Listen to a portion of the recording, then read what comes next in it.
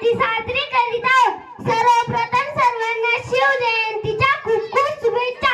छत्रपती शिवाजी महाराज हे एक शूर, धाडसी व पराक्रमी राजा होते। 19 फेब्रुवारी 1630 रोजी हा सोन्याचा दिवस। या मंगल दिनी शिवनेरी किल्ल्यावर माता जिजाऊंच्या पोटी एका सिंहाचा जन्म झाला।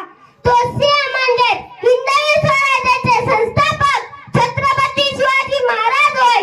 छत्रपती शिवाजी महाराज लहानपणापासून अत्यंत हुशार होते। माता जिजाऊंकडून त्यांना उत्तम संस्कार आणि पिता शिवाजी राजांकडून शौर्याचा वारसा मिळाला। छत्रपती शिवाजी महाराजांनी वयाच्या केवळ 15व्या वर्षी मावळ्यांसोबत रायरेश्वराच्या मंदिरात स्वराज्य स्थापनेची प्रतिज्ञा केली। त्यांनी तानाजी मालुसरे, जीवा माला, बाजीप्रभू देशपांडे, मुराद बाजी असे जीवाला जीव देणारे मावळे तयार केले। त्यांनी शक्तीपेक्षा युक्तीचा वापर